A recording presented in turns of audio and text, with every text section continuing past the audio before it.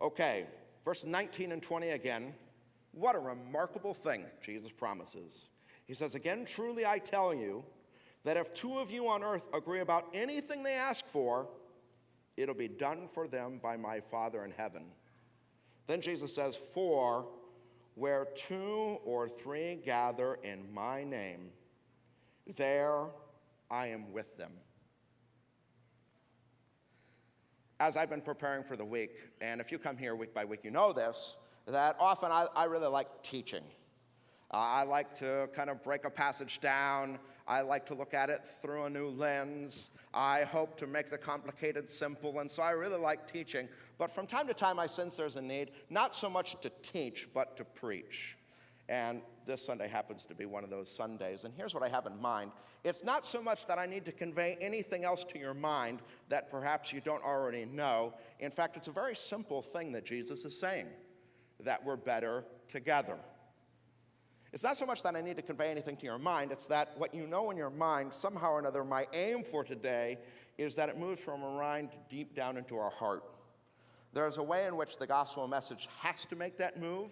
It has to move from something we know in our mind down into our heart so that it begins to affect our life and our actions. And so I've just felt that there's a need not so much to teach today, but to preach today. This simple message, that we are better together. Perhaps I can put it this way so that you can personalize it. God has ordained it, that your walk, that your faith, that your life will be enriched and better because of other people. I was just reading about geese this week. You know that Canadian geese, they fly in a V. And the reason they do this is that if one goose tried to fly by itself or fly alone, it would expend all kinds of energy. In fact, by flying in a formation like this, the article I was reading said that geese expend 70% less energy, which means they go 70% further and 70% faster because they're flying in formation than they would if they were just flying by themselves. And I just want to say that I think that's true in the Christian life. Everything I read in this book tells me that Christianity is not a one-man sport, but a team sport, if I can put it that way. All throughout the Bible, there are all kinds of passages that I like to call either the each other passages or the one another passages. So the Bible says to greet each other, teach each other, serve each other, be hospitable to each other, live in harmony with one another. And the Bible, it just puts it very plainly. The Christian life is not to be lived alone. It's meant to be lived together in a community. You cannot have the life that God intends for you unless you're going together with other people. And Jesus, it's not just something practical. He says here, there's something God ordained about it. He says, where two or three gather in my name, there's an extra power, there's an extra grace, there's an extra presence. It's not that God's power and grace and presence isn't there in your individual lives, but Jesus is saying, look, you've got to pay attention to something. It's when my people are gathered together, there I am in this special way. There's something about the community of God's people. Here's what I'm trying to say. There may be some of you who, when it comes to the Christian life, say, man, I'm strong enough and I have what it takes to live the life that I want to live. That may be true. But I can tell you this. You do not have the strength, you do not have the grace, you do not have the power to live the life that God wants you to live. We're better together. There's a passage in the Bible that it just seems like, man, if ever it should be talked about, it's in this generation at this time. Here it is, Hebrews chapter 10, verses 24 and 25. It says, let us consider how we may spur one another on toward love and good deeds, not giving up meeting together, as some are in the habit of doing, but encouraging one another, and all the more as you see the day approaching. Okay, why now more than ever? Well, here's the center thrust of it, not giving up meeting together. All kinds of studies show this, and I'm sure that if you just even, survey your own life or the life of fellow Christians you know, that Christians are not going to church as often as they used to. Most Christians today maybe go once or twice a month. They consider that regular attendance, even though the scriptures say that at the first day of the week when Christians gather, we should meet together because community is important. And here, what happens? We spur one another on toward love and good deeds. There's a dynamic that happens when we gather for worship. We encourage one another, all the more as we see the day approaching. Listen, there's a dynamic that happens when we gather together. And I've talked to so many people about this. They talk about how throughout the week, this world, the way it is, has a way of beating us down, of just taking the life out of us. It has a way of causing us to stumble and distract us and knock us off our game and keep us from our goals and lose sight of the things that are most important. And what happens on a Sunday morning, people talk about this all the time, there's a refocusing, there's a refreshment, there's a reorientation, there is a new appreciation for who God is, there's a new sense of thankfulness for all the things He's done for us.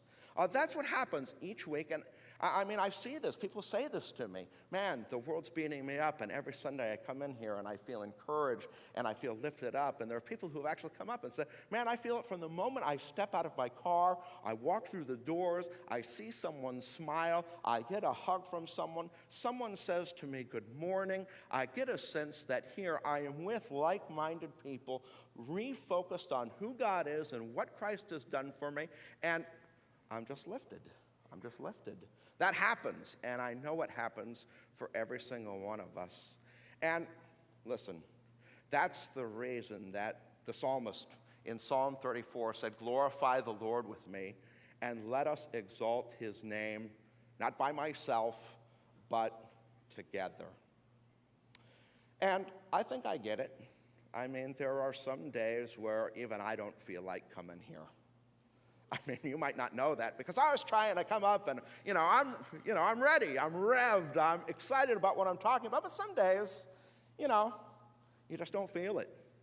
In fact, it's raining outside, I'm tired, I feel like sleeping, I've got errands to run, my kids are in school, I've been going out every single day this week, every night this week, it's the weekend, stuff is coming up, and I might just I just don't feel it, and yet, I can tell you, every single time I come here and people start shaking my hands and I start getting hugs and the music begins, something happens, and I never walk out saying, man, I wish I'd stayed in bed.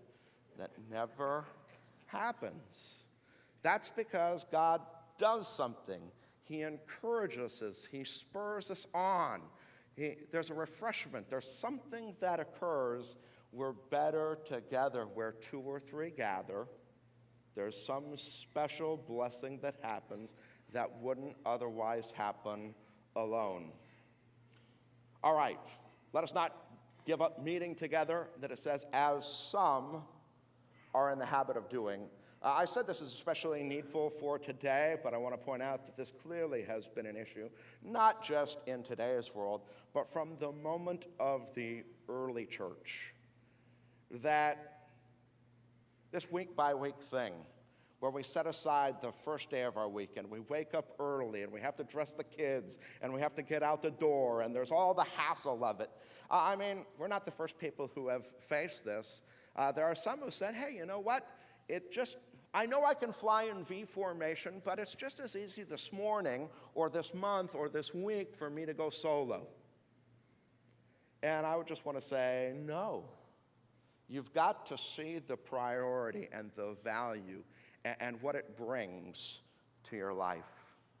Listen, I was just talking to someone recently, and there's a young man who actually grew up in this church.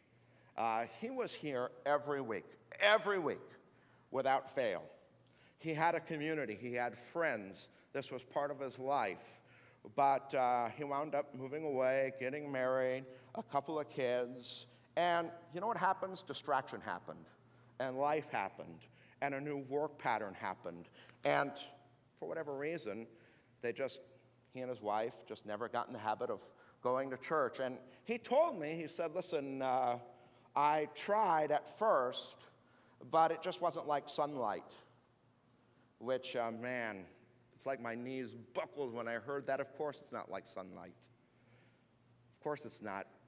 Every community has its own flavor, has its own thing. But here's the point. No matter how good or how bad the community, you need it. What's happened since? His marriage is in trouble. He's had all kinds of trouble at work. He's had all kinds of trouble with kids. And as he was relaying to me all the stuff that was going wrong, I thought to myself, if only he had stayed in community somewhere. So much of the trouble he's facing could have been avoided because there would have been brothers and sisters beside him to encourage him, to lift him up, to spur him on, to show him. And we need it. We need it. And by the way, parents, what a gift to give your children that the church is the center of their life. Listen, one of the things I think my parents did, it's the most tremendous type of gift they gave me, is every single week the church was the center of our family's life. And those of you who heard me talk about the church I went to when I was growing up, it was not a great place.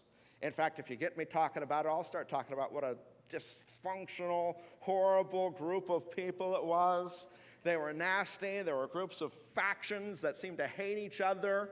Our church had the spiritual gift of running out pastors. My 4 years of high school, I had 4 different pastors, right? This was not like, the most awesome place. There was trouble. I mean, people in my church, they seemed to hate each other. Gossip, like, you can't even imagine the gossip that happened in this small, there was 60 members, and so we knew everything about everyone, and the backbiting, and I mean, it was not an ideal church. But you know what? It was the center of our family's life. Our church didn't have a janitor. Families took turns cleaning the church. We didn't have a fantastic youth group or a fantastic children's ministry. We didn't have a fantastic pretty much anything. But if there was something that needed to be done, we were there. If there was someone who needed a meal, we served it. It was the center of our life. And if I think about it, what a gift I got that the church was the center of our family's life. And as a parent, I hope to pass that forward. I'd like to think that Sunlight's a little better off than the church I grew up in.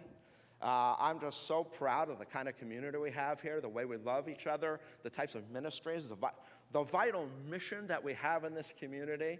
And I love the fact that my kids love being here. They are here almost 7 days a week. There's almost not a day where we're not doing something here at the church. And maybe sometimes they don't feel like coming, but I just know this. To pass on that this community of believers is the center. And I get it. Look, there's lots of things that distract us today.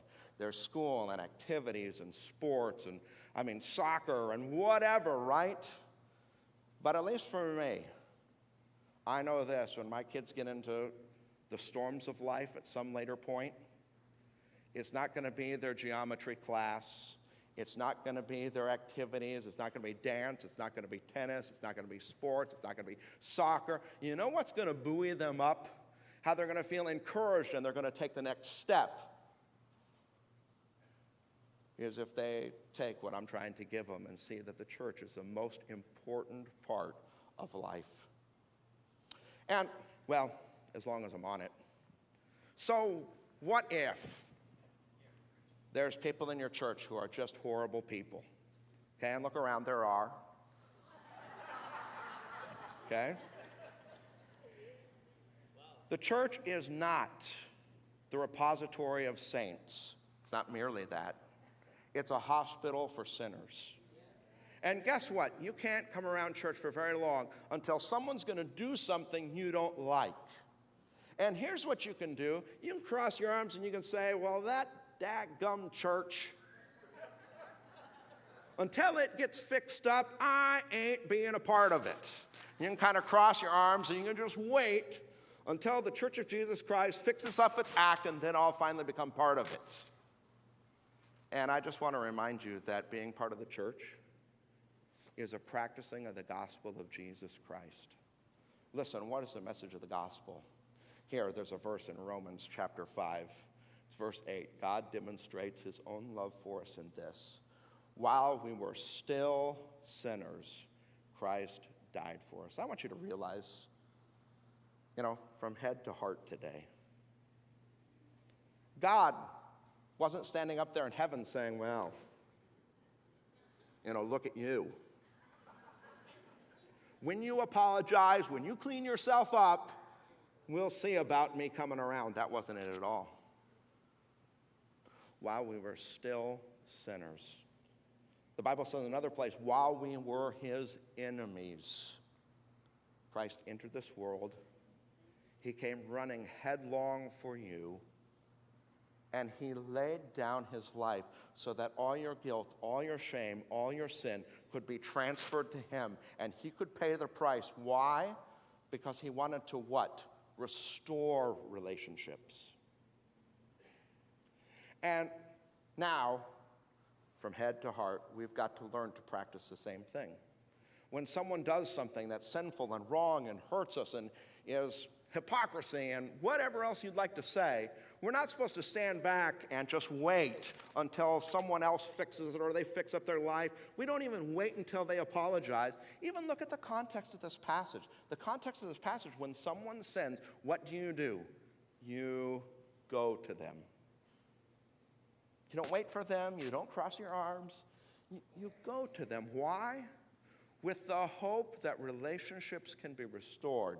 Why do you want relationships to be restored? Because it's simple. Humanity is better together.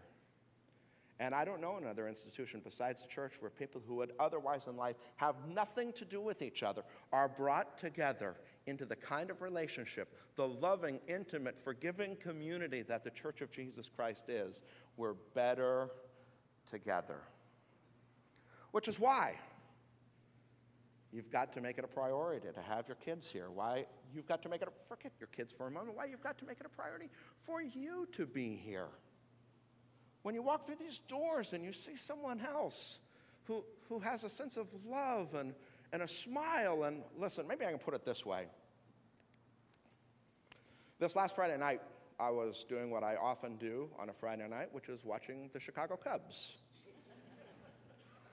And guess what? It rained the whole game. In fact, here's a picture. See what people are wearing in the background. I even put a picture of Anthony Rizzo striking out. They lost. It wasn't a fun game. I don't know why. But look, do you know there were people there, and I've just got the first few rows, but they'd pan around. There were people in the upper deck they could hardly see. It was raining. They were wet. It was cold. They were miserable. Why were they there? Because they were a fan. And man, college football season starting. You just see stadiums being filled up. Pretty soon it's going to be snowing out. You're going to see people with frozen eyebrows, and they're going to be huddled together under blankets, but they're going to be there. And I guess I just wish that the Church of Jesus Christ would have the same fervor to gather together, not to root on a team because who cares, but to worship God. Why? Because when you do, you don't know the person next to you who's down and dejected and they're hurting. How when they see you worship God, they see that there's someone in control and they have someone to put their faith in, and they need that. And so you've got to be here with that same kind of fervor. All the more as you see the day approaching. I don't have time today, and like I said, I'm not trying to teach to get into eschatology and when is Jesus going to return and what is the manner of his return and what are the signs of his return and how are things going to be. But here is one thing the Bible says, that as the day approaches, there's going to be more difficulty. And as we see more difficulty, all the more reason we can't give up meeting together. I don't really want to get into too much, but I will say this. There's hardly a week that goes by where there isn't a shooting somewhere. There's hardly a week that goes by where there's not a natural disaster. You can't hardly be a citizen of the United States without being aware of the fact that there's all kinds of fear and anxiety in our country.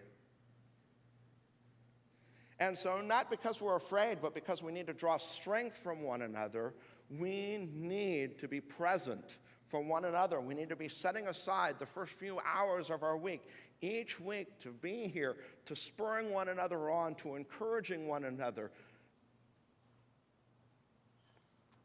Not just geese, penguins. So I came across this too. Penguins in Antarctica often face temperatures of like negative 60 degrees Fahrenheit, 100-mile-an-hour winds. And in order to survive that environment, they've got to huddle together. And as I was reading about this, I thought it was the most fascinating thing that these penguins, they had some kind of system when they worked out where they just slowly rotate. And the scientists have figured out that they're in the middle of the circle, and there's often as many as 6,000 birds gathered together, that although it can be negative 60 with 100-mile-an-hour winds, it's often as warm as 70 degrees Fahrenheit there in the center. And that's how these penguins survive the difficult environment. And, well, you could imagine some penguins say, well, I'm fine on my own. You know, I don't need this community. I can just wander off on my own. And I guess if a penguin does that, he's on his way to penguin heaven, right?